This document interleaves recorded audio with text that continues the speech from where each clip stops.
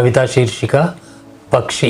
రెక్కల తెరచాపలను ఎత్తి నిరంతరం గగన సముద్రంలో ఈదే పక్షికి ఖండాంతరాలన్నీ మాతృభూములే కదా, ఖగోళాలన్నీ సుపరిచితాలే కదా. దానికో ఇంటి దిగులా దేశం బెడదా. జనం మెడలకు రకరకాల కట్టడి ముళ్ళు బిగించి రాజ్యం చేయాలనే తపన, సాగిలింపజేసుకోవాలనే కుత్సితమా. పలుకబడే ప్రతి భాష తనకు మాతృభాషే కదా. వికసించిన ప్రతి సంస్కృతి తనకు ఆహార్యమే కదా. లిఖించబడిన చరిత్రల సారాంశం మాత్రం దానికి తెలియదనా. ఆకార నిరాకార దేవతలు, ప్రార్థనలు, ప్రవచనాలు లోకశాంతి పూజ్యానికే కదా.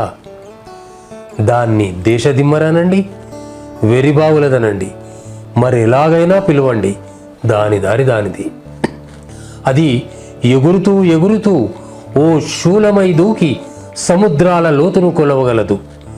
ఓ గులక రాయి అయి పొరలి పర్వతాల ఎత్తును కొలవగలదు.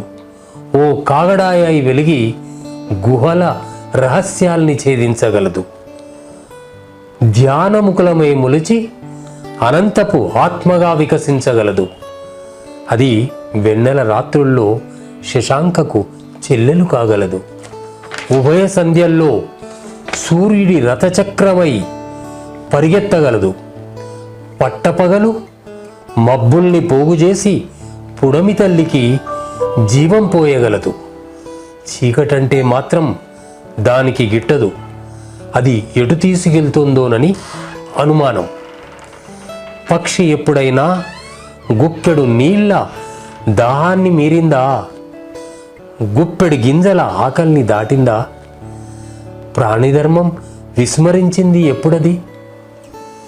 బావి మాత్రమే ప్రపంచమనుకొని తాను మాత్రమే ప్రవక్తనని హెచ్చులు పలకడం ఆపి విర్రవీగడం మాని ఆత్మలోకన గావిస్తే నింగిలో ఎగిరే తాను, నూతిలో బతికే మండూకము ఒక్కటేనంటుంది పక్షి, సృష్టి అంగాలమేనంటుంది మెచ్చి.